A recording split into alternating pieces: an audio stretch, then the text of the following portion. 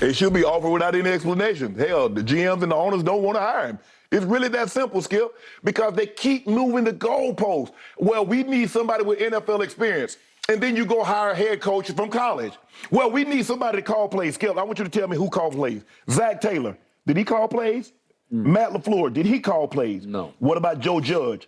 Kevin Stefanski, Nick Sirianni, Dan Campbell, Kevin O'Connell, Nathaniel Hackett. I think Nathaniel did call him for Jacksonville. Go ahead. Yeah. Okay, yeah. take him off. He did. Not in Green Bay. Not in Green Bay. Yeah. Hold on. Matt, okay, here's the offensive coordinators under Andy Reid that did not call plays, they got jobs. Matt Nagy. That's a good one. Doug Peterson. That's a better one. Brad Childress. All of them got head coaching jobs without calling plays. Eric Bieniemy under Andy Reid for damn near a decade. Well, he doesn't call plays. There are a lot of guys. Skip, Joe Judge never called a play. He's a special teams coach. Got a job. You see, Skip, if I want a lot of jobs, and I read this stat, like 80% of the jobs are filled without being posted.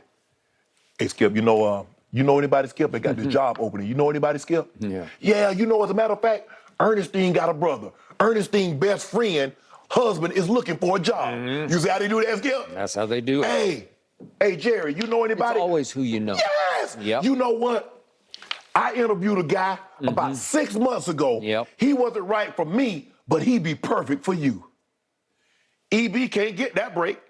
Now, they said, Chad Henne said, the 2 touchdowns, that was EB. He said he saw something Jacksonville did. Said he saw it. He on said motion. On motion. Because a lot of times they're either going to run the shallow or they're going to run the jet sweep. Well, in order to get the jet sweep, Skip, you have to get another man over the top.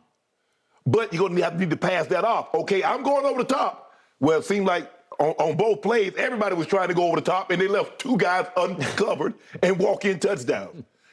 Now, Henne and Skip, Andy Reid has gone out of his way. You see him after the end of the game? The way he hugged EB and said, I love you, man. Yeah, he did. So did Patrick. Yep. Skip, going out of his way. Yep. And says, I want to give Eric Bieniemy credit for the game plan.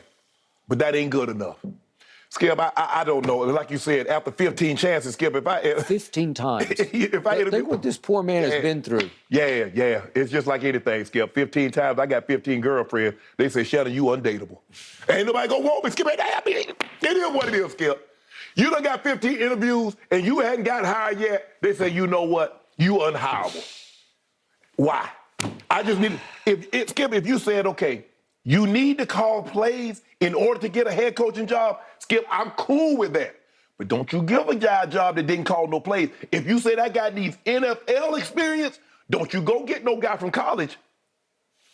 Skip, I don't know it. Skip, it's frustrating. It's frustrating that EB is not even. Skip, I ain't even heard it. He got interviewed for offensive coordinator job. Hell, that's a lateral move. I might as well stay there and work with Patrick Mahomes. That's what I'm gonna do. Because I'm leaving if I'm getting a head job. Andy says, I hope if he leaves, he gets to run the show. Well, the only way you can run the show is as head coach. Yeah. You can't run the show as an offensive coordinator.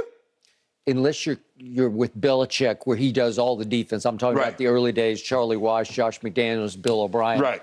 They pretty much, well, because Brady sort of ran the offense, but they got to do their side of the ball. Right. Well, that's not what's going on here. Right. Looking at this headline. Andy Reid's master game plan won the Chiefs the Super Bowl and secured his legacy. Well, how many of these have you read? All of them. Okay.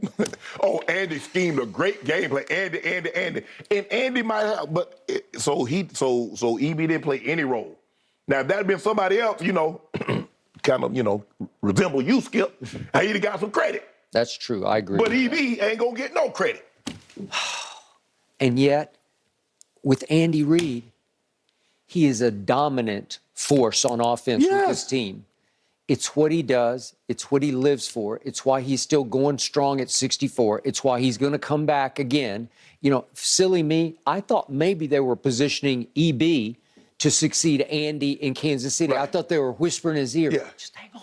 One more time. Andy ain't going nowhere for the right. Andy gonna try to maximize. Hey, man, I got Patrick Mahomes for at least another 10 years in his prime. I'm gonna get me 6 or 7 of these. Yeah, he did a pregame interview, a great interview with our man Jimmy Johnson on Fox. It was on the pregame show. And he said, yeah, there's that blue chair at the end of the dock, and it's calling me, but I'm not sure if I want to go sit in it just yet. But at some point, Jimmy said, you should come and fish with me. Listen, you've got Patrick Mahomes entering his prime. Right.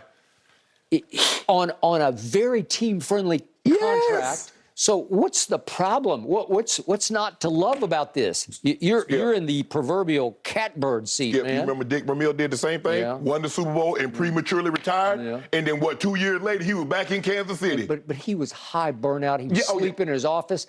Andy's pretty hang loose with it. Andy said, hey, 2 double cheeseburgers with ketchup and some fries. And he's good to go. But he's even keeled. Andy's not like this. Andy lays out, okay, this is what I'm expecting, guys. Right. You don't see him bursting any blood veins in his neck on the sideline. He doesn't get all that worked up, right? And I don't think he gets worked up at practice. No. I used to think when he was the coach of the Eagles that he was too soft. Right. I used to think that he ran a country club for players. Well, you can get away with running a country club if you got that guy at quarterback. Exactly. Okay. Oh, another guy, Skip, the guy at Miami. Did he call plays in San Francisco on the couch in here? McDaniel? Heck, are you serious? I mean, he got a job in Miami. I know, under Kyle and Mike? No. Thank you. No. Thank you. I have no idea. But he was biracial, so that, I guess it helped a little bit, right? Well, EB biracial. Okay. Black and more black. I know. Well, that's true. Okay. So here's what also crushed Eric Bieniemy. We talked about it when we were in Phoenix. We talked about it on Sunday morning. Travis Kelce blurts out when he's asked, how do you get so open? Andy Reid, baby. It's Big Red. Right. It's a crushing blow for Eric Bieniemy because that's the standard thought throughout this league.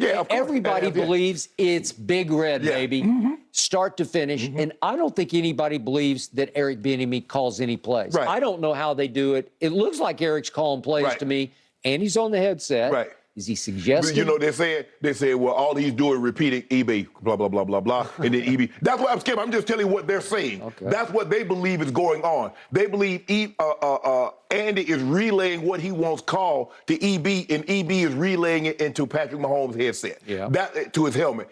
I believe that's what everybody else believes, even though I just named like 8, 9 guys that never call plays. And Zach Taylor has done an unbelievable job in Cincinnati. Matt LaFleur has been unbelievable in Green Bay. Stefanski with the Browns. Nick Sirianni, Skip, he got to the Super Bowl. I mean 9-8. Hey, I know a guy that got fired with having a record like that. He was 9-7 and got fired. Jim Caldwell. But, hey, that's nothing. Kevin O'Connell. He wasn't calling plays. No. Okay. Now, bigger picture. I've mentioned this to you before. I'm going to drive it home again. My biggest pet peeve is that this whole hiring process in the league that you played in is completely flawed because there's no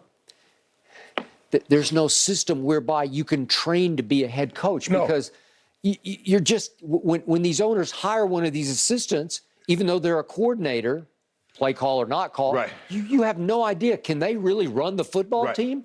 I don't know. Skip, I was talking to Tony Dungy. I don't know if you saw him there. He was at the green. I think it was Friday. Was it Friday? I think he was there Friday with us. He was in the green room because he's going to be doing something for Fox Sports.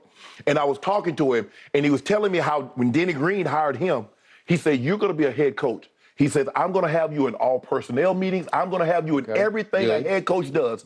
I want to have you there. Because I'm preparing you for what it's going to be like as a head coach because you're going to be next in line. That's rare. He said, Skip, he said that when he was in Tampa, they're in the same division, he would call Denny. Denny, how did we do this, Denny? And Denny would tell him.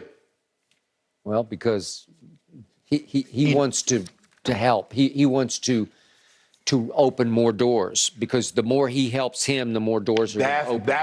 That's what Denny Green did for Coach Dungy. I believe Coach Dungy played it to Coach Caldwell, Mike, all the other guys that were on his staff. He loved it. Okay, so I've been doing this for so long. I've known so many assistant coaches, been very close to many. And I would think there's no way they could be a head coach. So I'll throw out one name for you. Great guy, Dave Campo. He was the DB coach for the Dallas Cowboys under Jimmy, and they were really good. He was really good at what he did. A fine man. You would love sitting and talking with him. But I'm thinking, he can't be a head coach. He's just not cut out for it. Right. Well, Jerry thought he was because Jerry wanted a puppet. Yeah. So he fit what Jerry wanted because he's a great guy. Yes. He's fun to be around. Is he really a commander-in-chief Right. of your whole football? Not really. Hey, And there you go. If I'm EBIA, if I can't be a head coach somewhere, Yeah. I ain't going. I'm going to stay right there with Patrick Mahomes. Make me some good money right here, be in the playoffs, get that little playoff money. But I'm not just going somewhere because I see how the process works, and it's not in our favor. No.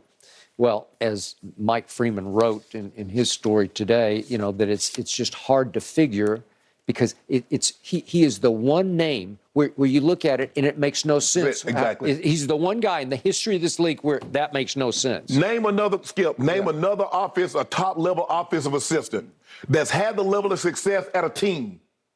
When every year Green Bay assistants, from Mariucci to John, everybody was leaving. They were.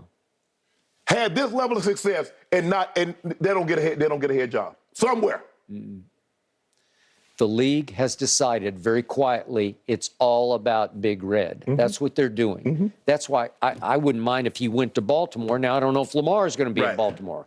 It was about Big Red until they had hired Matt Nagy. Yep. It's always about somebody when people of color come up for the job. True. But it wasn't about when Matt Nagy. It wasn't about him when he hired Doug Peterson.